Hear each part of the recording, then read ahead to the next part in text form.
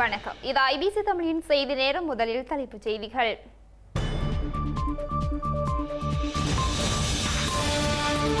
தமிழர் தரப்பின் பொது வேட்பாளராக அரியநேத்திரன் களமிறங்கியதால் தமிழரசு கட்சியில் அதிர்வு.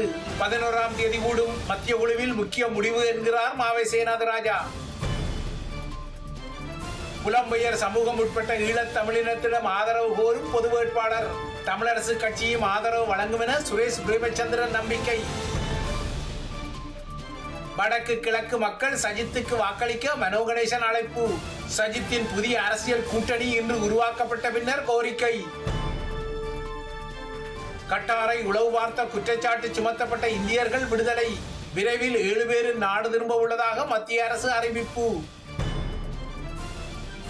பிரித்தானியாவில் மீண்டும் அவசரகால கோப்ராவை இன்று கூட்டிய பிரதமர் கேர் ஸ்டார்மர். பல இடங்களில் இனவரிக்கு எதிரான அறவழி போராட்டங்கள் தீவிரம். உக்ரேனிய ராணுவத்தின் அதிரடி ராணுவ நடவடிக்கையால் ரஷ்யா அதிர்ச்சி. 1941ஆம் ஆண்டுக்கு பின்னர் ரஷ்யா மீதான முதலாவது படையெடுப்பு என கருத்து.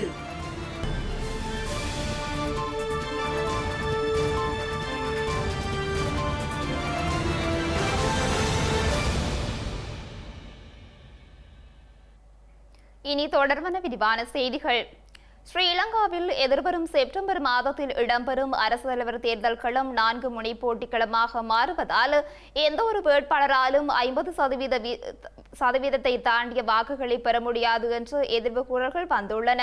இந்த நிலையில் இந்த போட்டிக்களத்தில் தமிழர் தரப்பிலிருந்து பொது வேட்பாளராக முன்னாள் நாடாளுமன்ற உறுப்பினர் அரியநேத்திரன் என்று அறிவிக்கப்பட்டுள்ளமை புதிய அதிர்வுகளை ஏற்படுத்தும் என எதிர்பார்க்கப்படுகின்றது. அதுவும் தமிழரசு கட்சியின் மத்திய குழு உறுப்பினரான அரியநேத்திரன் பொது வேட்பாளராக அறிவிக்கப்பட்டுள்ளதால் தமிழரசு கட்சியிலும் அதிர்வுகள் ஏற்படக்கூடிய நிலையில் இந்த விடயம் குறித்து ஆய்வுகளை செய்வதற்காக எதிர்வரும் 11ஆம் தேதி தமிழரசு கட்சியின் மத்திய குழு கூட உள்ளதாக அதன் தலைவர் மாவை சேனாதிராஜா ஐபிசி தமிழின் செய்தி பிரிவுக்கு தெரிவித்துள்ளார். இலங்கையில் ஜனாதிபதி தேர்தலுக்கான அறிவிப்பு வெளியான பின்னர் பல்வேறு விமர்சனங்களுக்கு மத்தியில் இன்று தமிழ் பொது வேட்பாளரின் பெயர் அறிவிக்கப்பட்டுள்ளது. தமிழ் பொது வேட்பாளருக்கு இலங்கை தமிழரசு கட்சி இதுவரை ஆதரவினை அறிவிக்காத நிலையில் அந்த கட்சியிலிருந்து அரியநேத்திரன் பொது வேட்பாளராக அறிவிக்கப்பட்டுள்ளார். இதனால் பொது வேட்பாளராக அறிவிக்கப்பட்டுள்ள அரியநேத்திரன் கட்சியிலிருந்து நீக்கப்படுவாரா அல்லது மீண்டும் குழப்ப நிலை தொடருமா போன்ற பல்வேறு கேள்விகள் இன்று சமூக ஆர்வலர்கள் மத்தியில் எழுந்துள்ளது. இந்த நிலையில் பொது வேட்பாளராக தமது கட்சியிலிருந்து தெரிவு செய்யப்பட்ட அரியநேத்திரன் தொடர்பில் தமக்கு அறிவிக்கப்படவில்லை என கட்சியின் தலைவர் மாவை சேனாதிராஜா ஐபிசி தமிழ் செய்திகளுக்கு தெரிவித்துள்ளார். எதிர்வரும் 11ஆம் தேதி இடம்பெறவுள்ள கட்சியின் மத்திய குழு கூட்டத்தில் தமிழ் பொது வேட்பாளர் முடிவு தொடர்பில் அறிவிக்கப்படும் எனவும் மாவை சேனாதிராஜா தெரிவித்துள்ளார். இதேவேளை தமிழ் பொது வேட்பாளர் தொடர்பாக அரியநேத்திரனின் பெயர் அறிவிக்கப்பட்டுள்ளமை தொடர்பில் உத்தியோகபூர்வமாக தெரியாது எனவும் செய்திகள் மூலமே அறிந்து கொண்டதாகவும் நாடாளுமன்ற உறுப்பினர் சாணக்கியன் தெரிவித்துள்ளார். அத்துடன் நாடாளுமன்ற உறுப்பினர் சிவஞானம் ஸ்ரீதரனும் பொது வேட்பாளராக அரியநேத்திரன் அறிவிக்கப்பட்டமை தொடர்பாக தனக்கு எதுவும் தெரியாது எனவும் கூறியுள்ளார். இந்த நிலையில் தமிழரசு கட்சியின் மத்திய குழு கூட்டத்திற்கு அழைப்பு விடுக்கப்பட்டுள்ளதாக தமிழ் பொது வேட்பாளர் அரியநேத்திரன் தெரிவித்துள்ளார். ஸ்ரீலங்கா ஜனாதிபதி தேர்தலில் தமிழ் மக்கள் சார்பாக போட்டியிடும் பொது வேட்பாளராக மட்டக்களப்பு மாவட்ட முன்னாள் நாடாளுமன்ற உறுப்பினர் அரியநேத்திரன் தெரிவு செய்யப்பட்டுள்ளார். தமிழ் பொது வேட்பாளருக்கு இலங்கை தமிழரசு கட்சி இதுவரை ஆதரவினை அறிவிக்காத நிலையில் அந்த கட்சியிலிருந்து அரியநேத்திரன் பொது வேட்பாளராக அறிவிக்கப்பட்டுள்ளமை உற்றுநோக்கலை ஏற்படுத்தியுள்ளது.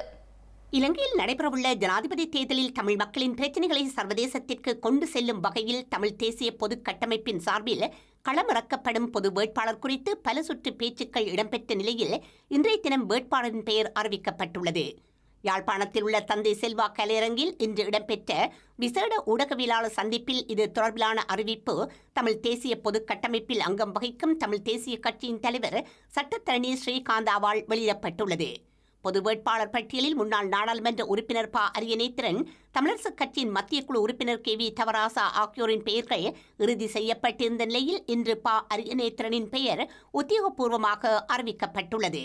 நீண்ட ஆழமான பரந்துபட்ட ஆலோசனைகளுக்கு பிறகு கலந்துரையாடல்களுக்கு பிறகு இந்த விடயத்திலே சம்பந்தப்பட்டிருக்கும் அனைத்து அரசியல் அம்சங்களையும் பொறுப்போடும் நிதானத்தோடும் அலசி ஆராய்ந்த பிறகு நீண்ட நாள் தமிழ் தேசியவாதியும் முன்னாள் மட்டக்களப்பு மாவட்ட தமிழ் தேசிய கூட்டமைப்பின் பாராளுமன்ற உறுப்பினராக பணியாற்றியவரும் ஊடகத்துறையிலே நன்கறியப்பட்டிருந்தவருமான திரு அரிய நேந்திரன் அவர்களை தமிழ் தேசிய பொது கட்டமைப்பின் சார்பிலே ஜனாதிபதி தேர்தலில் தமிழ் பொது வேட்பாளராக நிறுத்துவது என்கிற முடிவு மேற்கொள்ளப்பட்டிருக்கிறது. அதை இன்றைய தினம் எமது மக்களுக்கும் இந்த தேர்தலிலே அக்கறை கொண்டிருக்கிற சகல தரப்பினருக்கும் நாங்கள் அறிவிப்பதிலே மகிழ்ச்சி அடைகின்றோம். இந்த நிலையில் தமிழ் மக்களின் பிரதிநிதியாக இருந்து தான் செயற்பட உள்ளதாகவும் அதற்கு மக்களின் ஆதரவு அவசியம் எனவும் பொது வேட்பாளராக தெரிவு செய்யப்பட்டமை தொடர்பில் அரியநேத்திரன் கருத்து வெளியிட்டுள்ளார். இந்த 15 ஆண்டுகளில் நாங்கள் பெற்ற அனுபவம் என்ன? ஆகவே இந்த 15 ஆண்டுகளில் மௌனிக்கப்பட்டதாக தலைமைத்துவம் மௌனிக்கப்பட்டதாக அல்லது எங்கள் தலைமைத்துவம் கூடியதாக நாங்கள் இருந்து கொண்டிருக்கின்றோம். சர்வதேச ரீதியாக நாங்கள் பேச்சுவார்த்தைக்கு போகின்ற போது சர்வதேசங்கள் கூறுகின்ற விடயம் என்னவென்றால், நீங்கள் ஒரு குரலில் பேசுங்கள், ஒரு கருத்துடன் வாருங்கள் என்ற விடயம் அதிலே முன்வைக்கப்படுகின்றது. ஆகவே இந்த விடயங்களை நாங்கள் சீர்தூக்கி பார்க்கின்ற போது ஒரு குரலில் ஒருமித்த கருத்துக்களை எடுப்பதற்காக இப்பொழுது இருக்கின்ற ஜனாதிபதி தேர்தலிலே ஒரு வேட்பாளரை நிறுத்தி ஒட்டுமொத்தமாக ஒரு இலக்குக்காக நாங்கள் அந்த வாக்குகளை அளிக்கின்ற போது தமிழ் மக்கள் திரண்டு அதுக்கு ஒரு தமிழ் மக்களுக்கான பிரச்சனை இருக்கின்றது என்பதை காட்டி அதன் மூலமாக நாங்கள் அடுத்த கட்டத்தை கொண்டு செல்வதற்காக ஒரு வாய்ப்பாக இருக்கும் என்பதற்காகத்தான் இந்த முயற்சியை இவர்கள் எடுத்திருக்கின்றார்கள். இந்த முயற்சியிலே நான் உண்மையிலே இறுதியாக நான் ஒரு தமிழ் தேசியவாதியாக 1976ஆம் ஆண்டு வட்டுக்கோட்டை தீர்மானம் எடுத்த நாளிலிருந்து இன்று வரையும் ஒரு தமிழ் தேசியவாதியாக இருக்கின்றேன். பாராளுமன்ற தேர்தல் அரசியலிலே நான் சென்றது 2004ஆம் ஆண்டு. நான் அதுக்கு முன்பு இருந்து குறியீடாக அல்லது அதுக்கான தெளிவாக ஊட்டலாக நான் இருந்து கொண்டிருக்கின்றேன். பலர் என்னிடம் இங்கே இருக்கின்றவர்கள் பலர் கேட்கின்ற போது நான் கூறின விடயம் என்ன நான் மறுக்கவில்லை. 46 பேர் இருந்தபோது எல்லோரையும் பரிசீலித்து இறுதியாக எவரும் இல்லை என்ற பட்சத்திலே நான் வருவதற்கு தயாராக இருக்கின்றேன் என்று கூறியிருந்தேன். அந்த வகையிலே என்னை தெரிவு செய்யப்பட்டிருக்கின்றார்கள். குறைந்தபட்சம் அல்லது கூடிய பட்சம் நான் அந்த ஒரு குறியீடாக இருந்து தமிழ் தேசியத்தின் குறியீடாக இருந்து, ஏனென்றால் ஸ்ரீலங்காவின் தேர்தல் சட்டம் என்பது ஒரு மனிதர் அதிலே கேட்க வேண்டும், மனிதர் பெயர் அங்கே வர வேண்டும். அதுக்காக அந்த மனிதராக என்ற பெயர் அதிலே குறிக்கப்பட்டிருக்கிறது. அவ்வளவுதான் அதிலே போடப்பட்டிருக்கிறது. ஆகவே நான் வாக்குறுதி தருவதற்கோ வாக்குறுதி தந்து அபிவிருத்தி செய்ய போகிறோம் என்பதற்கோ அல்லது பொருளாதாரத்தை மீட்சி கொண்டு செல்வோம் என்பதற்காக நான் அந்த தேர்தலிலே போட்டியிடவில்லை. இப்பொழுது இருக்கின்ற தேர்தலை நாங்கள் பார்க்கின்ற போது இதில் 4 வேட்பாளர்கள் போட்டியிடுகின்றார்கள். 4 வேட்பாளர்களும் கடந்த ஜனாதிபதி தேர்தலிலே போட்டியிட்டு தோல்வி அடைந்தவர்கள் 3 பேர் இருக்கின்றார்கள். இப்பொழுது நாமல் ராஜபக்சே, நான் பிரதான வேட்பாளரை மாத்திரம் சொல்லுகின்றேன். என்னை பொறுத்த மட்டில் நான் ஒரு குறியீடாக தமிழ் தேசிய கொள்கையை தொடர்ந்து இங்கே 50,000 மாவீரர்களை நாங்கள் இழந்திருக்கின்றோம். 3 லட்சத்துக்கு மேற்பட்ட மக்களை இழந்திருக்கின்றோம்.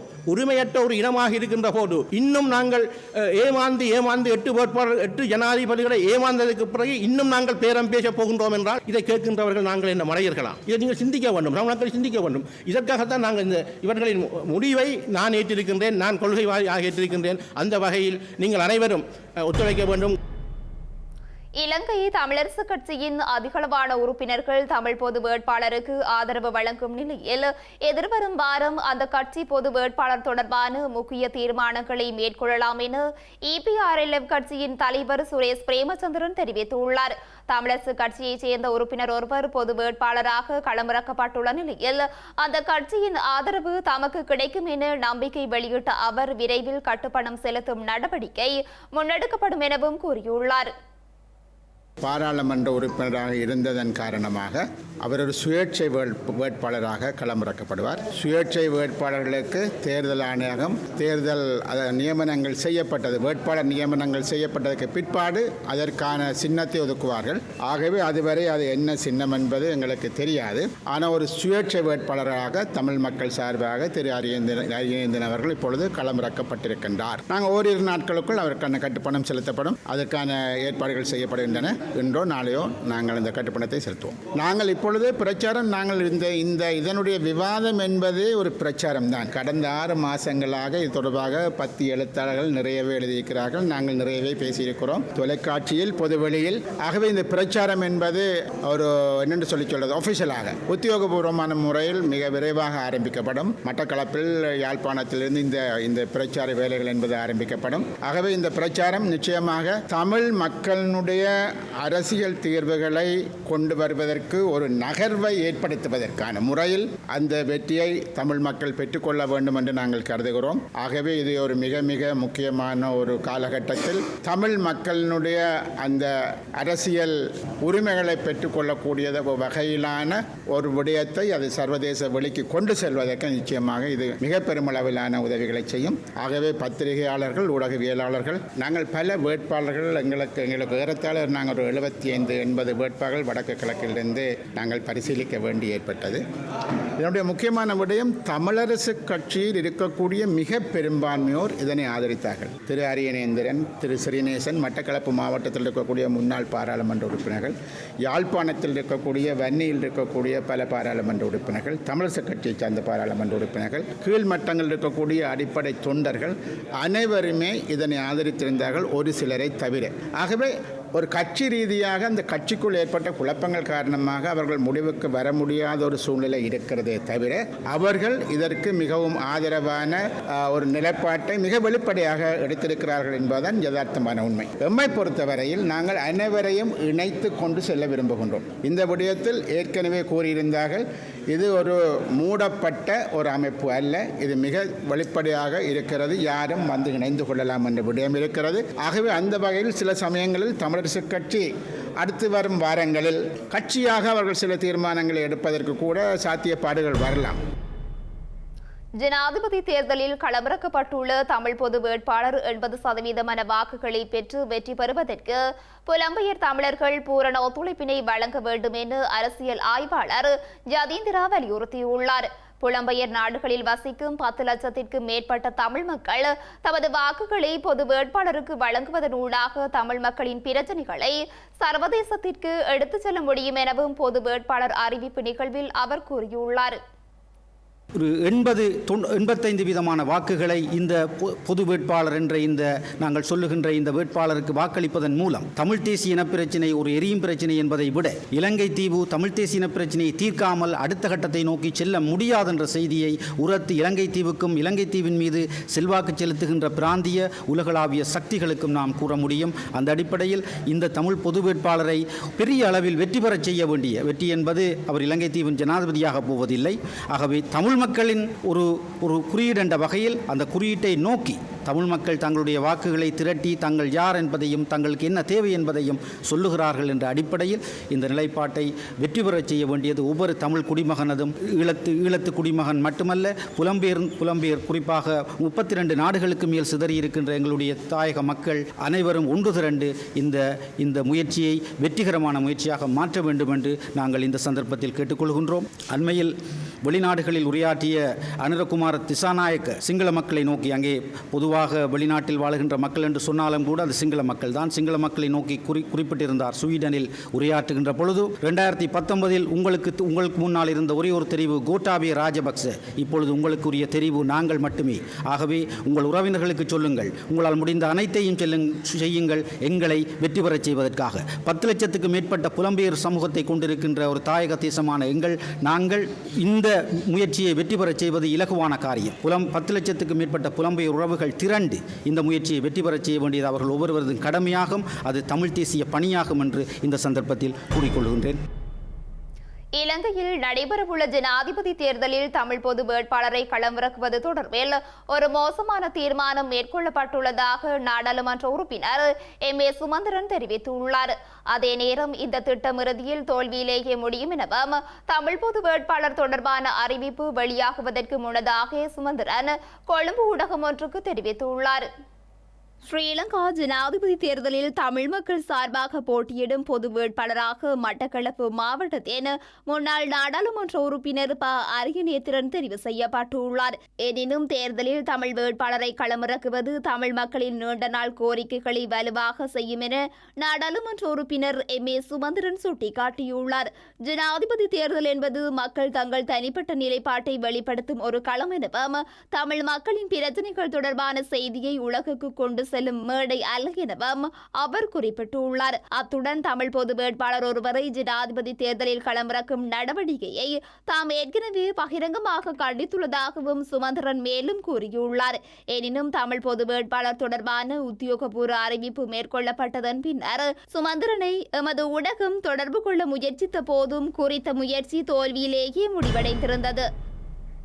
வடக்கு கிழக்கு தமிழ் கட்சிகள் எதிர்க்கட்சி தலைவர் சஜித் பிரேமதாச தலைமையில் உருவாக்கப்பட்டுள்ள ஐக்கிய மக்கள் கூட்டணிக்கு ஆதரவளிக்க வேண்டும் என தமிழ் முற்போக்கு கூட்டணியின் தலைவர் மனோ கணேசன் அழைப்பு விடுத்துள்ளார். ஐக்கிய மக்கள் சக்தியின் தலைமையில் உருவாக்கப்பட்டுள்ள ஐக்கிய மக்கள் கூட்டணிக்கான உடன்படிக்கை கைச்சாத்திடும் நிகழ்வு இன்று கொழும்பு சுகததாச உள்ளக விளையாட்டரங்கில் இடம்பெற்ற போதே மனோ கணேசன் வடக்கு கிழக்கை பிரதித்துவப்படுத்தும் கட்சிகள் நடைமுறைக்கு சாத்தியமான தீர்வுகளை பெற்றுக் இந்த கூட்டணியில் இணைந்து கொள்ளுமாறும் அழைப்பு விடுத்துள்ளார். இலங்கை அடையாளம் என்பதற்கு அது சிங்கள தமிழ் முஸ்லீம் அடையாளம் என்பதற்கு அடையாளமாகத்தான் இலங்கையில் தமிழ் பேசும் மக்களை பிரதிபலிப்படுத்தக்கூடிய ராவ் ஹக்கீம், தமிழ் திகாமரம், ராதாகிருஷ்ணன் ஆகியோர் இங்கே இருக்கின்றார்கள். இன்னும் பலர் வந்து கொண்டிருக்கின்றார்கள். அதோ வருகிறார்கள் பாருங்கள். அது மட்டுமல்ல, சந்தர்ப்பத்தை பயன்படுத்திக் கொண்டு வடகிழக்கில் வாழக்கூடிய ஈழத்தமிழ் சகோதரர்களை பிரதிபலிப்படுத்தக்கூடிய என் சகோதர கட்சி தலைவர்களுக்கு ஒரு அழைப்பு எடுக்க விரும்புகிறேன். நடைமுறை சாத்தியமான தீர்வுகளை பெறுவதற்காக தீர்வுகளை பெற்று அங்கே இருந்து ஆரம்பித்து முன்னே செல்வதற்காக வந்து இந்த மகா தேசிய கூட்டணியில் இருந்து கொள்ளுங்கள் விரும்புகிறேன். நான் இலங்கையில் நடைபெறவுள்ள ஜனாதிபதி தேர்தலில் சுயாதீன வேட்பாளராக களமிறங்குபவர்கள் தெரிவு செய்ய வேண்டிய சின்னங்களின் பட்டியலை ஸ்ரீலங்கா தேர்தல்கள் ஆணைக்குழு திருத்தி அமைத்துள்ளது. இந்த பட்டியல் எதிர்வரும் நாட்களில் வர்த்தமானியில் வெளியிடப்படும் என ஸ்ரீலங்கா தேர்தல்கள் ஆணைக்குழுவின் அதிகாரி ஒருவர் தெரிவித்துள்ளார். இலங்கையில் நடைபெறவுள்ள ஜனாதிபதி தேர்தலுக்கான முன் ஆயத்த பணிகளை ஸ்ரீலங்கா தேர்தல்கள் ஆணைக்குழு மேற்கொண்டு வரும் நிலையில் சுயாதீன வேட்பாளர்களுக்கான சின்னங்களின் பட்டியலை தற்போது தயாரித்துள்ளது. ஏற்கனவே ஸ்ரீலங்கா தேர்தல்கள் ஆணைக்குழுவால் வெளியிடப்பட்டிருந்த பட்டியலில் சில சின்னங்கள் நீக்கப்பட்டுள்ளதாக அந்த ஆணைக்குழுவின் அதிகாரி ஒருவர் தெரிவித்துள்ளார். இதன்படி மதங்களை மற்றும் வேட்பாளர்களை அவமதிக்கும் வகையில் காணப்பட்ட நாய் மற்றும் பன்றி போன்ற சின்னங்கள் நீக்கப்பட்டுள்ளது அவர் தெரிவித்துள்ளார். அரசியல் கட்சிகளை பிரதித்துவப்படுத்தும் ஜனாதிபதி தேர்தலில் களமிறங்கும் போட்டியாளர்கள் அந்த கட்சியின் சின்னத்தை பயன்படுத்தும் அதேவேளை தேர்தல்கள் ஆணைக்குழுவால் வெளியிடப்பட்டுள்ள பட்டியலில் உள்ள சின்னங்களை சுயாதீன வேட்பாளர்கள் தெரிவு செய்ய வேண்டும் எனவும் அவர் அறிவுறுத்தியுள்ளார். வேட்புமனு தாக்கல் செய்ததன் பின்னர் தங்களுக்கான சின்னங்களை சுயாதீன வேட்பாளர்களால் தெரிவு செய்ய முடியும் என தேர்தல்கள் ஆணைக்குழுவின் அதிகாரி ஒருவர் தெரிவித்துள்ளார். அத்துடன் ஒரே சின்னத்தை ஒன்றுக்கு மேற்பட்ட வேட்பாளர்கள் தெரிவு செய்யும் பட்சத்தில் குலுக்கல் முறையில் குறித்த சின்னத்தை யாருக்கு வழங்குவது என்பது தொடர்பான தீர்மானம் மேற்கொள்ளப்படும் எனவும் அவர் கூறியுள்ளார். இலங்கையில் முன்னெடுக்கப்பட்ட காலிமுகத்திடல் போராட்டத்தினூடாக கோரப்பட்டதற்கமைய தனது மகனும் ஸ்ரீலங்கா பொதுஜன பெரமுனவின் தேசிய அமைப்பாளருமான நாமல் ராஜபக்ஷ இளம் ஜனாதிபதி வேட்பாளராக தெரிவு செய்யப்பட்டதாக அந்த கட்சியின் தலைவர் மஹிந்த ராஜபக்ஷ தெரிவித்துள்ளார். இலங்கையில் உள்ள இளைஞர்களை வழிநடத்த ஒரு இளம் தலைவர் தேவைப்படுவதாகவும் இதற்கேற்ற தலைவராக நாமல் ராஜபக்ஷ இருப்பார் எனவும் மஹிந்த ராஜபக்ஷ ஊடகங்களுக்கு தெரிவித்துள்ளார். இலங்கையில் நடைபெறவுள்ள ஜனாதிபதி தேர்தலில் ஸ்ரீலங்கா பொதுஜன பெரமுனவின் ஜனாதிபதி வேட்பாளராக நாமல் ராஜபக்ச களமிறக்கப்பட உள்ளதாக நேற்றைய தினம் உத்தியோகபூர்வமாக அறிவிக்கப்பட்டது. இந்த நிலையில் இளைஞர்களின் ஆதரவுடன் ஜனாதிபதி தேர்தலில் நாமல் ராஜபக்ச சிறந்த வெற்றியை பெறுவார் என ஸ்ரீலங்கா பொதுஜன பெரமுனவின் தலைவர் மஹிந்த ராஜபக்ச நம்பிக்கை வெளியிட்டுள்ளார். கட்சியிலிருந்து விலகிச் சென்றவர்கள் நாமல் ராஜபக்சவுக்கு ஆதரவு வழங்குவதற்காகவே மீண்டும் வந்து கட்சியுடன் இணைந்து கொள்வார்கள் எனவும் அவர் கூறியுள்ளார். இதையடுத்து ஸ்ரீலங்கா பொதுஜன பெரமுனவுடன் இணைந்து குறித்த தரப்பினர் நாமல் ராஜபக்சவை வெற்றி பெற செய்வதற்காக பிரச்சார நடவடிக்கைகளில் ஈடுபடுவார்கள் எனவும் அவர் குறிப்பிட்டுள்ளார். எனினும் ஸ்ரீலங்கா பொதுஜன பெரமுன நாமல் ராஜபக்ஷவை ஜனாதிபதி வேட்பாளராக அறிவித்துள்ளமை தொடர்பாக நாடே நகைப்பதாக தேசிய மக்கள் சக்தி தெரிவித்துள்ளது. தேசிய மக்கள் சக்தியினால் மாவட்ட மட்டத்தில் ஏற்பாடு செய்யப்பட்டுள்ள நுவரெலியா மாவட்டத்தின் வங்கி மற்றும் நீதிமன்ற கூட்டத்தில் பங்கேற்று உரையாற்றிய போதே கட்சியின் முன்னாள் நாடாளுமன்ற உறுப்பினர் சுனில் ஹந்துன்னேத்தி இதனை கூறியுள்ளார். தேசிய மக்கள் சக்தி அரசாங்கத்தின் கீழ் நடைமுறைப்படுத்தப்படவுள்ள நிதி முகாமித்துவ செயற்பாடுகள் குறித்து வங்கி மற்றும் நிதித்துறையில் ஈடுபட்டுள்ள அதிகாரிகளுக்கு தெரிவிக்கும் வகையில் நுவரேலியாவில் கூட்டம் ஒன்று ஏற்பாடு செய்யப்பட்டிருந்தது. இந்த கூட்டத்தில் உரையாற்றிய தேசிய மக்கள் சக்தியின் தேசிய செயற்குழு உறுப்பினரான சுனில் ஹந்துன்னேத்தி திருடர்கள் 2 பிரிவுகளாக பிரிந்துள்ளனர் என்று கூறியுள்ளார். ஸ்ரீலங்கா பொதுஜன பெரமுன நாமல் ராஜபக்சவை வேட்பாளராக நிறுத்தி நாட்டையே சிரிக்க வைக்கும் கதையை கூறியுள்ளதாக அவர் குறிப்பிட்டுள்ளார். போராட்டத்தினூடாக விடுக்கப்பட்ட கோரிக்கைக்கு அமையவே இளைஞர்களுடனான நாமல் ராஜபக்சவை ஜனாதிபதி வேட்பாளராக நிறுத்தியுள்ளதாக தெரிவித்த கருத்தை மேற்கோள் காட்டி சுனில் ஹந்துன்னேத்தி இதனை கூறியுள்ளார். ரணில் விக்ரமசிங்கவை மத்திய வங்கி திருடன் என அன்று கூறியவர்களே இன்று அவருடன் உறங்கிக் கொண்டிருக்கின்றார்கள் எனவும் அன்று வங்கி திருடன் என்று சொன்னவர்கள் அதே வாய்களால் ரணில் விக்ரமசிங்கவை கதாநாயகராக செதுக்குகின்றனர் எனவும் அவர் சாடியுள்ளார். நாட்டின் பெரும்பாலான நோய்களுக்கு மருந்து இல்லை எனவும் நாட்டில் புற்றுநோய்க்கு மருந்து இல்லை எனவும் சுனில் ஹந்துன்னேத்தி சுட்டிக்காட்டியுள்ளார். இவ்வாறானதொரு யதார்த்தமுள்ள நாட்டில் அரசாங்கத்தின் நெருக்கடியை மக்கள் மீது திணித்து மக்களை நெருக்கடியின் எல்லை வரை கொண்டு சென்று பொருளாதார நெருக்கடியை மூடி மறைக்க ரணில் விக்ரமசிங்க முயற்சிப்பதாகவும் அவர் சாடியுள்ளார். மே மாதம் 1ஆம் தேதி தொழிலாளர்களுக்கு சம்பளம் உயர்த்தப்படும் என்று கூறிய அவர்கள் இன்று அவ்வாறு கூறவில்லை என தெரிவிக்கின்றனர் எனவும் தேசிய மக்கள் சக்தியின் தேசிய செயற்குழு உறுப்பினர் சுனில் ஹந்துன்னேத்தி மேலும் குறிப்பிட்டுள்ளார். ஸ்ரீலங்கா பொதுஜன பெரமுனவை பாதுகாக்கவே ஜனாதிபதி வேட்பாளராக நாமல் ராஜபக்ச களமிறங்கியுள்ளதாக விளையாட்டுத்துறை அமைச்சர் ஹரின் பெர்னாண்டோ தெரிவித்துள்ளார். இந்த தேர்தலில் வெற்றி பெற முடியாது என்பதை நாமல் ராஜபக்ஷ அறிந்துள்ளார் எனவும் ரணில் விக்ரமசிங்கவே இந்த தேர்தலில் வெற்றி பெறுவார் என பந்தயம் கட்டுவதாகவும் அவர் குறிப்பிட்டுள்ளார். கட்சியை பாதுகாக்கும் வகையிலேயே நாமல் ராஜபக்ச ஜனாதிபதி வேட்பாளராக களமிறக்கப்பட்டுள்ளார்.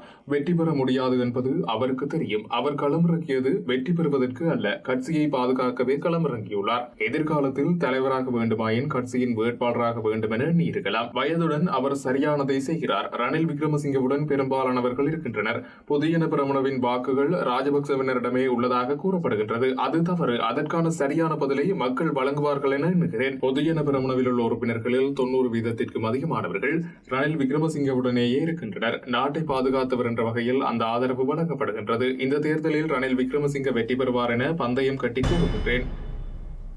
இலங்கையில் நடைபெறவுள்ள ஜனாதிபதி தேர்தலில் ஸ்ரீலங்கா ஜனாதிபதி ரணில் விக்ரமசிங்கவிற்கு ஆதரவு வழங்க தீர்மானித்துள்ளதாக வனஜீவராசிகள் மற்றும் வனவள பாதுகாப்பு அமைச்சர் பவித்ரா வன்னியாராச்சி தெரிவித்துள்ளார். ஜனாதிபதி தேர்தலில் களமிறங்க உள்ளதாக ரணில் விக்ரமசிங்க உத்தியோகபூர்வமாக அறிவித்ததை அடுத்து பல அரசியல்வாதிகளும் கட்சிகளும் அவருக்கு ஆதரவளிப்பதாக தெரிவித்து வரும் நிலையில் பவித்ரா வன்னியாராச்சி இந்த அறிவிப்பை மேற்கொண்டுள்ளார். ஸ்ரீலங்கா பொதுஜன பெரமுனவின் பெரும்பாலான உறுப்பினர்கள் ஜனாதிபதி தேர்தலில் ஜனாதிபதி ரணில் விக்ரமசிங்கவுக்கு ஆதரவளிப்பதாக தெரிவித்துள்ளனர்.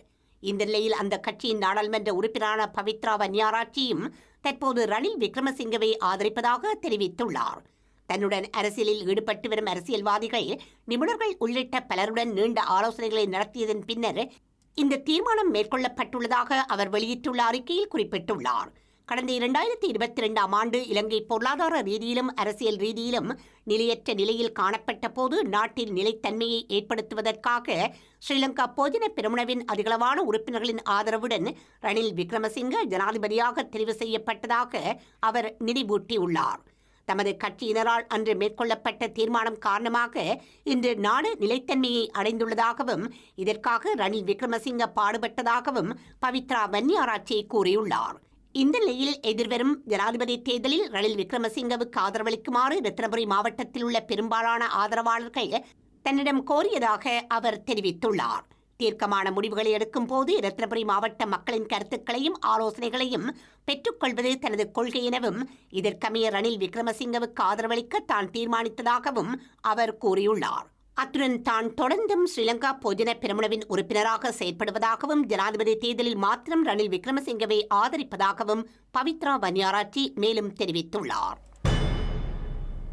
மன்னார் சதோச மனித புதைகுழியை மட்டுப்படுத்தப்பட்ட அளவில் வரடு இயந்திர பரிசோதனை செய்வதற்கான அனுமதியை மன்னார் நீதவான் நீதிமன்றம் வழங்கியுள்ளது. அதே நேரம் திருக்கேதீச்சர மனித புதைகுழியில் மீட்கப்பட்ட மனித எச்சங்கள் மற்றும் தடய பொருட்கள் என்பவற்றை பரிசோதனைக்காக அமெரிக்காவிற்கு அனுப்பி வைக்கவும் நடவடிக்கை மேற்கொள்ளப்பட்டுள்ளது. மன்னார் சதோச மனித புதைக்குழி தொடர்பிலான வழக்கு நேற்றைய தினம் மன்னார் நீதவான் நீதிமன்றத்தில் விசாரணைக்காக எடுத்துக் கொள்ளப்பட்ட போது கலந்துரையாடல் வடிவில் விவாதிக்கப்பட்டுள்ளது. இதன்போது அகழ்வுக்கு பொறுப்பான சட்ட வைத்திய அதிகாரி ராஜபக்ச, பேராசிரியர் ராஜ் சோமதேவ், காணாமற் போன சங்க பிரதிநிதிகள், OMP அலுவலக பிரதிநிதிகள், மன்னார் காவல்துறை நிலைய பொறுப்பதிகாரி உள்ளடங்கியோர் கலந்து கொண்டனர். இந்த நிலையில் பல்வேறு கட்டளைகள் மன்னார் நீதவான் நீதிமன்றத்தால் பிறப்பிக்கப்பட்டிருந்தன. இதன்போது சத்தோச மனித புதைக்குழியில் மீட்கப்பட்ட எண்புகள் மற்றும் தடய பொருளின் மாதிரிகளை வெவ்வேறாக பிரித்து அவை தொடர்பில் அறிக்கையொன்றை சமர்ப்பிக்குமாறும் நீதிமன்றம் கட்டளை பிறப்பித்துள்ளது. மன்னார் நீதவான் நீதிமன்றத்தில் சதோச புதைகுழி வழக்கு எடுத்துக் கொள்ளப்பட்ட போது அது ஒரு கலந்துரையாடல் வடிவில் அழைக்கப்பட்ட திணைக்களங்களுடன் வைத்தியர் ராஜபக்ஷ, கழனி முன்னாள் பேராசிரியர் ராஜ் சோமதேவ, போலீஸ் பொறுப்பதிகாரி போன்ற அனைவரின் முன்னாலும் காணாமல் போனோர் அலுவலக சட்டத்திறனிகள், காணாமல் ஆக்கப்பட்ட குடும்பங்கள் சார்பில் சட்டத்திறனிகள், அரசு சட்டத்திறனிகள் முதலாவில் இன்று அந்த வழக்கு எடுத்துக்கொள்ளப்பட்டது. அப்போது பல கட்டளைகள் ஆக்கப்பட்டிருந்தன. ஏற்கனவே இருந்த புதைகுழியை சுற்றி மட்டுப்படுத்தப்பட்ட அளவில் ராஜ் சோமதேவ் அவர்களினால் ஸ்கேன் பரிசோதனை ஒன்று செய்யப்பட வேண்டும் என்று கேட்கப்பட்டு அதுக்காக அனுமதி வழங்கப்பட்டிருக்கின்றது. அத்தோடு ஏற்கனவே நீதிமன்ற கட்டுக்காவலில் காணப்படுகின்ற மாதிரிகளை எலும்புகள் பிரிம்பாகவும் பிற பொருட்கள் பிரிம்பாகவும் பிரித்தெடுத்து பிற பொருட்களை ஆர்டிஃபெக்ட்ஸை ராஜ் சோமதேவ் அவர்களிடம் கையளிப்பதாகவும், அத்தோடு எலும்புகளை எடுத்து இறப்புக்கான காரணம், பால், வயது போன்ற விவரங்கள் அடங்கிய வைத்தியர்களின் அறிக்கையை பெற்றுக்கொள்வதற்காக அதை பிரித்தெடுப்பதற்காக அக்டோபர் 16 தேதி குறிப்பிடப்பட்டிருக்கின்றது. அத்தோடு நீதிமன்றம் மேலதிகமாக ஒரு கட்டளை ஒன்றை ஆக்கியிருக்கிறது. நில அளவை திணைக்களம், அரசாங்க அதிபர் அலுவலகர், ஆர்கியோலஜி டிபார்ட்மெண்ட் போன்றன இந்த பிரதேசம் எவ்வாறு காணப்பட்டது, அதற்கான வரலாறு, அது எவரின் கட்டுக்காவலில் இருந்தது போன்ற விவரங்கள் அடங்கிய அறிக்கைகளையும் சமர்ப்பிக்கப்பட வேண்டும் என்று சொல்லப்பட்டிருக்கிறது. இந்த அகழ்வின் போது பிரித்தெடுக்கப்பட்ட இந்த மாதிரிகளின் பரிசோதனைக்காகவும் இந்த ஸ்கேன் பரிசோதனைக்காகவும் அதற்கான நிதி உதவியை காணா போனோர் அலுவலகம் மேற்கொள்வதாக இன்று நீதிமன்றத்தில் உத்தரவாதம் அளித்திருக்கின்றது. அத்தோடு திருக்கேதீஸ்வர மனித புதைகுழியில் மீட்கப்பட்ட மனித எச்சங்கள் மற்றும் தடய பொருட்கள் என்பவற்றை பரிசோதனைக்காக அமெரிக்கா அனுப்பி வைக்கவும் தீர்மானிக்கப்பட்டுள்ளது. திருக்கேதீஸ்வர புதைகுழி வழக்கு இன்று கௌரவ மன்னார் நீதவான் நீதிமன்றத்தில் எடுத்துக் கொள்ளப்பட்ட போது வைத்தியர் கேவகே, CIDயினர், காணா போனோர் அலுவலக சட்டத்திறனிகள், பாதிக்கப்பட்டவர் சார்பில் ஆஜரான சட்டத்திறனிகள், அரசு சட்டத்திறனிகள் ஆஜராகியிருந்தார்கள். இந்த இடத்தில் ஏற்கனவே மாதிரிகள் சேகரிக்கப்பட்டு நீதிமன்ற கட்டுக்காவலில் இருக்கின்றது. அது C14 டெஸ்டுக்காக வேண்டி அமெரிக்கா அனுப்புவதற்கு அது சம்பந்தமாக எவ்வாறு அனுப்பப்பட வேண்டும், அதனுடைய செயின் ஆஃப் கஸ்டடி, அதாவது கட்டுக்காவல் எவ்வாறு பாதுகாக்கப்பட வேண்டும் என்பது தொடர்பில் வைத்தியரத்ன அவர்கள் அறிக்கை ஒன்றை சமர்ப்பிக்க வேண்டும் என்று நீதிமன்றம் கேட்டிருக்கிறது. அத்தோடு இந்த எலும்புகளை பரிசோதனை செய்யும் வைத்தியர் கேவகே அவர்களினால் அக்டோபர் 16 அந்த எடுத்த எலும்புகளில் இருந்து அது இறப்புக்கான காரணம், அதன் வயது, பால்நிலை போன்ற விவரங்கள் அடங்கிய அறிக்கையை சமர்ப்பிக்க இருக்கின்றார். அதற்காக அக்டோபர் 16 வழங்கப்படும். பம்பலப்பட்டியைச் சேர்ந்த பிரபல கோடீஸ்வர வர்த்தகரான முகமது ஷியாம் என்பவரை கடத்திச் சென்று கொலை செய்த குற்றச்சாட்டில் மரண தண்டனை விதிக்கப்பட்டிருந்த முன்னாள் பிரதி காவல்துறை மாதிபர் வாஸ் குணவர்த்தன மற்றும் அவரது மகன் ரவீந்து குணவர்த்தன உள்ளிட்ட 6 கொழும்பு மேல் நீதிமன்றம் வழங்கிய மரண தண்டனையை ஸ்ரீலங்கா உயர்நீதிமன்றம் இன்று உறுதி செய்துள்ளது. இதையடுத்து குறித்த 6 பேரும் மரண தண்டனையை மறுபரிசீலனை செய்யுமாறு கோரி தாக்கல் செய்யப்பட்ட மனுக்களும் நிராகரிக்கப்பட்டுள்ளது. பம்பலப்பட்டியைச் சேர்ந்த பிரபல கோடீஸ்வர வர்த்தகரான முகமது ஷியாம் கடந்த 2013 கடத்தி கொலை செய்யப்பட்டிருந்தார். குறித்த வழக்கில் முன்னாள் பிரதி காவல்துறை மாதிபர் வாஸ் குணவர்த்தன, அவரது மகன் ரவீந்து வாஸ் குணவர்த்தன மற்றும் 4 காவல்துறை உத்தியோகத்தர்களுக்கு கொழும்பு மேல் நீதிமன்றம் மரண தண்டனை விதித்து தீர்ப்பளித்திருந்தது. இந்த நிலையில் வாஸ் குணவர்த்தன மற்றும் ஏனைய பிரதிவாதிகள் தம்மை அந்த தண்டனைகளில் இருந்து விடுவிக்குமாறு கோரி தாக்கல் செய்யப்பட்ட மேன்முறையீட்டு மனுக்களை உயர் நீதிமன்றம் நிராகரித்து மரண தண்டனையை உறுதி செய்துள்ளது. வெலிக்கடை சிறைச்சாலைக்குள் 8 கைதிகளை கொலை செய்யப்பட்ட சம்பவம் தொடர்பில் குற்றவாளியாக அடையாளம் காணப்பட்டு மரண தண்டனை விதிக்கப்பட்ட முன்னாள் சிறைச்சாலை ஆணையாளர் எமில் ரஞ்சன் லமாகேவாவை விடுதலை செய்து உச்சநீதிமன்றம் தீர்ப்பளித்துள்ளது. இதன் பிரகாரம் கொழும்பு விசேட மேல் நீதிமன்றம் வழங்கிய மரண தண்டனை தீர்ப்பை உச்சநீதிமன்றம் மீளெடுத்துள்ளது.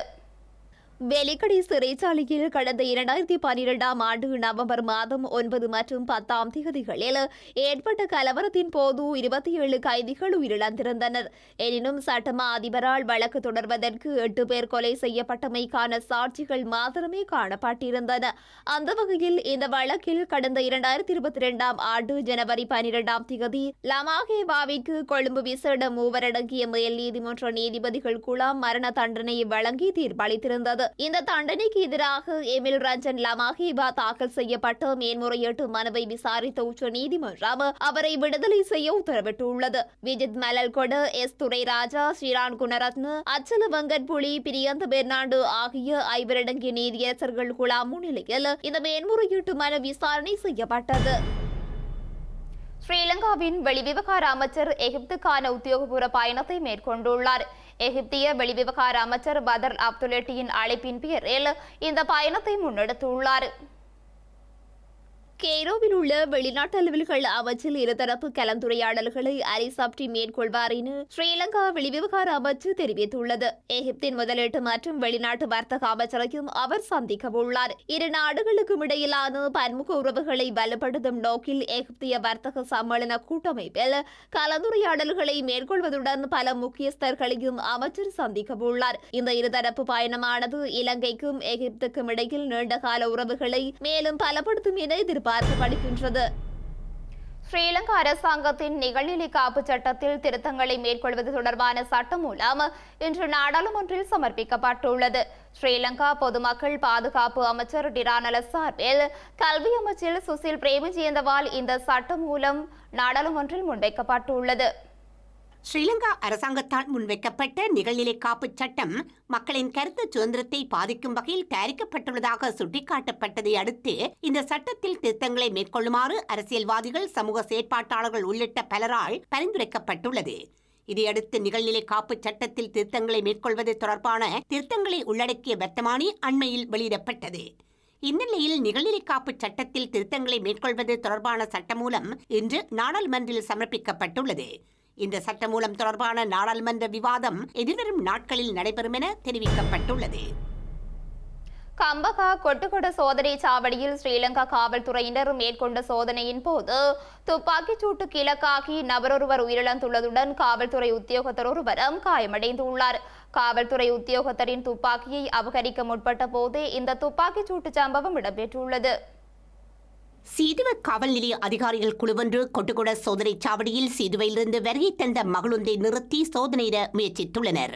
இதன்போது குறித்த மகளொன்றினில் அமர்ந்திருந்த நபர் ஒருவர் காவல்துறை உத்தியோகத்தரின் துப்பாக்கியை கைப்பற்ற முயன்ற நிலையில் குறித்த துப்பாக்கிச் சூடு நடத்தப்பட்டுள்ளதாக தெரிவிக்கப்பட்டுள்ளது. குறித்த துப்பாக்கிச் சூட்டில் காவல்துறை உத்தியோகத்தரும் மகளொன்றில் பயணித்த நபர் ஒருவரும் காயமடைந்த நிலையில் நீர்கொழும்பு வைத்தியசாலையில் அனுமதிக்கப்பட்டிருந்தனர். இந்த நிலையில் சிகிச்சை பலனின்றி பூகோட பிரதேசத்தைச் சேர்ந்த 38 வயதுடைய ஒருவர் உயிரிழந்த நிலையில் காவல்துறை உத்தியோகத்தர் சிகிச்சை பெற்று வருகின்றார். குறித்த சம்பவத்தில் மகளொன்றில் பயணித்த ஏனைய மூவரும் தப்பியோடிய நிலையில் அவர்களை தேடும் நடவடிக்கைகளை காவல்துறையினர் முன்னெடுத்துள்ளனர். குறித்த சம்பவம் தொடர்பிலான மேலதிக விசாரணைகளை சீதுவ காவல்துறையினர் மேற்கொண்டு வருகின்றனர். மேலும் சில உள்ளூர் செய்திகள் தொடர்கின்றன.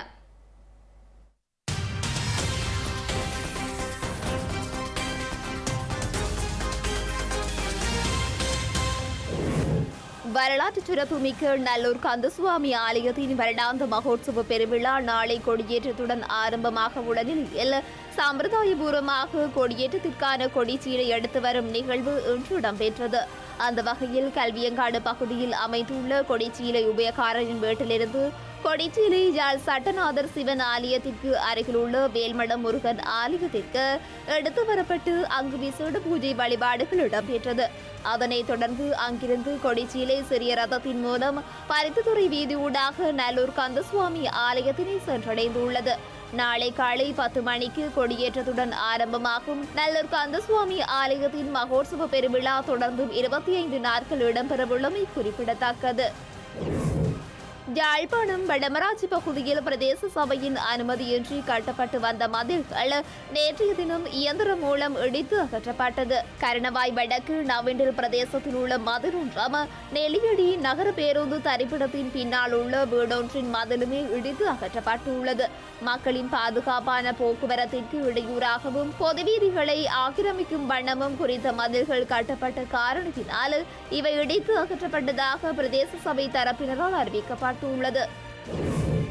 மன்னார் மாவட்ட விளையாட்டுத்துறையின் அபிவிருத்தி செயல்பாட்டை முன்னெடுப்பது தொடர்பான கலந்துரையாடல் ஒன்று இடம்பெற்றுள்ளது. இந்த கலந்துரையாடலானது மாவட்ட செயலாளர் க கனகேஸ்வரன் தலைமையில் மாவட்ட செயலகத்தின் மருதம் மாநாட்டு மண்டபத்தில் இடம்பெற்றது. மாவட்டத்தின் விளையாட்டுத்துறையின் அபிவிருத்தி செயல்பாடுகள் எதிர்காலத்தில் விளையாட்டுத்துறையினை மேம்படுத்தி சிறந்த முறையில் நடாத்தி செல்வதற்குமான விடயங்கள் இதன்போது கலந்துரையாடப்பட்டன. அம்பாறை மாவட்டம் கல்முனை மாநகர சபை மற்றும் சம்மாந்துறை பிரதேச சபை எல்லைக்குட்பட்ட வீதிகளில் போக்குவரத்துகளுக்கு இடையூறாக வீதியோரங்களில் திரியும் கட்டாக்காலி மாடுகளினால் நாளாந்தம் பல்வேறு சிரமங்களை எதிர்நோக்கி வருவதாக பொதுமக்கள் சுட்டிக்காட்டியுள்ளனர். குறிப்பாக கட்டாக்காலி மாடுகள் பிரதான வீதிகள், பொதுச்சந்தைகள், விளையாட்டு மைதானங்கள் மற்றும் பாடசாலைகள் உள்ளிட்ட பொது இடங்களில் சுற்றித் திரிவதால் அடிக்கடி விபத்துகள் இடம்பெறுவதோடு நாளாந்த செயற்பாடுகளுக்கு சிரமம் ஏற்படுவதாகவும் குறிப்பிடுகின்றனர். கட்டாக்காலி கால்நடைகளின் தொல்லை அதிகரித்திருப்பதால் அவற்றை கைப்பற்றி உரிமையாளர்களிடமிருந்து தண்டப்பணம் அறவிட நடவடிக்கை எடுக்க வேண்டும் என பொதுமக்கள் வேண்டுகோள் விடுத்துள்ளனர். செய்திகளின் நிறைவாக இனி மீண்டும் தலைப்புச் செய்திகள்.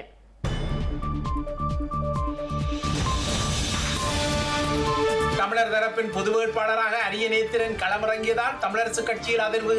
11ஆம் தேதி கூடும் மத்திய குழுவில் முக்கிய முடிவு என்கிறார் மாவை சேனாதிராஜா. புலம்பெயர் சமூகம் உட்பட்ட ஈழத் தமிழினத்திடம் ஆதரவு கோரும் பொது வேட்பாளர். தமிழரசு கட்சியும் ஆதரவு வழங்கும் என சுரேஷ் பிரேமச்சந்திரன் நம்பிக்கை. வடக்கு கிழக்கு மக்கள் சஜித்துக்கு வாக்களிக்க மனோ கணேசன் அழைப்பு. சஜித்தின் புதிய அரசியல் கூட்டணி இன்று உருவாக்கப்பட்ட பின்னர் கோரிக்கை. கட்டாரை உளவு பார்த்த குற்றச்சாட்டு சுமத்தப்பட்ட இந்தியர்கள் விடுதலை. விரைவில் 7 பேர் நாடு திரும்ப உள்ளதாக மத்திய அரசு அறிவிப்பு. பிரித்தானியாவில் மீண்டும் அவசரகால கோப்ராவை இன்று கூட்டிய பிரதமர் கேர் ஸ்டார்மர். பல இடங்களில் இனவரிக்கு எதிரான அறவழி போராட்டங்கள் தீவிரம். உக்ரேனிய ராணுவத்தின் அதிரடி ராணுவ நடவடிக்கையால் ரஷ்யா அதிர்ச்சி. 1941ஆம் ஆண்டுக்கு பின்னர் ரஷ்யா மீதான முதலாவது படையெடுப்பு என கருத்து.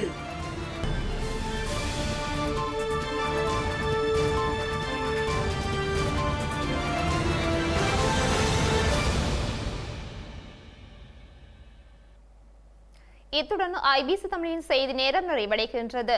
உடனுக்குடன் செய்திகளை அறிந்து கொள்ள ibctamil.com என்ற இணையதளத்தினை பார்வையிடுங்கள். வணக்கம்.